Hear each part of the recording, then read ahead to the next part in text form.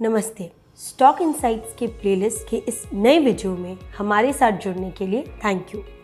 मेरा नाम है श्रुति गुप्ता और अगर आपको इस वीडियो का कंटेंट पसंद आए तो इस चैनल को यानी स्टॉकेज के यूट्यूब चैनल को सब्सक्राइब ज़रूर करें ताकि आपको रेगुलर स्टॉक इनसाइट्स मिलती रहे। अच्छा, अगर आपने ध्यान दिया होगा तो आपने देखा होगा कि मैन्युफैक्चरिंग सेक्टर और ऑटो साइकिल सेक्टर में रिकवरी आई है। तो आज हम इसी सेक्टर के किसी ऐसी कंपनी के बारे में बात करेंगे जो कि ऑटो एंसिलरीज की लार्जेस्ट प्लेयर है और इस कंपनी ने पिछले साल ही आईपीओ इशू किया है। Any guesses? वेल, हम क्राफ्ट्समैन ऑटोमेशन के बारे में बात करेंगे। इसने हाल ही में अपना 52 वीक हाई भी टच किया है।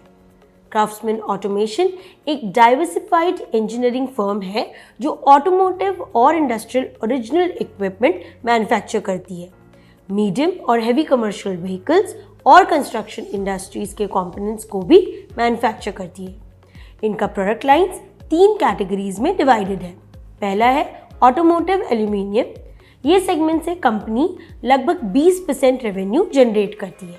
बेसिकली ये सेगमेंट 2 व्हीलर्स के लिए क्रैंकलेस और सिलेंडर ब्लॉक्स, पैसेंजर व्हीकल्स के लिए इंजन और स्ट्रक्चरल पार्ट्स और हैवी कमर्शियल व्हीकल्स के लिए गियरबॉक्स हाउसिंग मैन्युफैक्चर करती है। दूसरा ऑटोमोटिव पावर ट्रेन। इस सेगमेंट से कंपनी 52% रेवेन्यू अर्न करती है। यह ऑटोमोटिव पावर ट्रेन के कंपोनेंट्स जैसे engine crank cases, cylinder heads, फिर cam shafts, transmission housing, differential carrier और एक्सल हाउसिंग मैन्युफैक्चर करती है। तीसरा है इंडस्ट्रियल और इंजीनियरिंग कंपनी। ये सेगमेंट से कंपनी 28% यानी 28% रेवेन्यू जनरेट करती है।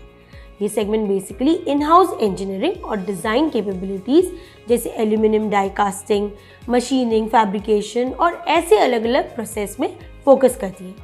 ओवर द ईयर्स कंपनी ने काफ़ी डाइवर्स प्रोडक्ट पोर्टफोलियो इसी सेगमेंट में बिल्ड किया है, जिन्हें 2 कैटेगरीज में डिवाइड किया गया है। एक है स्टोरेज सॉल्यूशंस और दूसरा है हाई एंड सब असेंबली और कॉन्ट्रैक्ट मैन्युफैक्चरिंग प्रोडक्ट्स।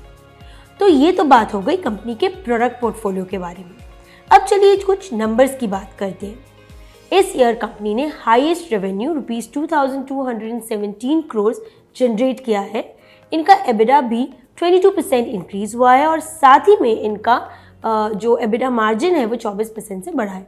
इनका पैट भी 68% बढ़कर ₹163 करोड़ हुआ है। इतने अच्छे रिजल्ट्स के पीछे मिस्टर श्रीनिवासन रवि, जो कि कंपनी के प्रमोटर, चेयरमैन और मैनेजिंग डायरेक्टर भी है, उनका हाथ है।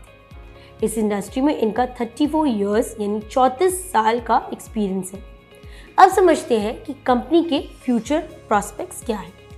मैनेजमेंट का ये मानना है कि फाइनेंशियल ईयर 2023 में कंपनी का रेवेन्यू और एबिडा मार्जिन लगभग 20% इंक्रीज करेगा और साथ ही में इनका मानना है कि अगले 3 से 4 साल के लिए कंपनी इसी रेट से बढ़ती रहेगी। कंपनी को इस बात का डर है थोड़ा बहुत कि रॉ मटेरियल्स के कॉस्ट की वजह से इनका Q2 फाइनेंशियल ईयर 23 का रिजल्ट उतना बेहतर नहीं होगा, लेकिन Q3 फाइनेंशियल ईयर 2023 में नॉर्मल ग्रोथ एक्सपेक्ट किया जा सकता है। इस साल इनका केपेक्स भी ₹220 to 230 करोड़ तक हुआ था। कंपनी का ये मानना है कि by the end of financial 2023 company का लोन जो 100 करोड़ का है वो भी रीपे कर दिया जाएगा। हालांकि कंपनी एक कैपिटल इंटेंसिव इंडस्ट्री है, तो ऐसे में कंपनी का रिस्क लेवल भी बढ़ जाता है। इसके अलावा कोई भी ऑटोमोटिव और इंडस्ट्रियल या इंजीनियरिंग सेक्टर्स में स्लो डाउन आती है तो इसका इफेक्ट किसी भी पर्टिकुलर कंपनी पर ज़रूर पड़ता है। इस वीडियो में इतना ही और डिटेल में अगर आपको इस कंपनी के बारे में जानना है तो स्टॉकेज ब्लॉग सेक्शन पर ज़रूर जाए, जिसका लिंक इस डिस्क्रिप्शन में दिया हुआ है। Thank you.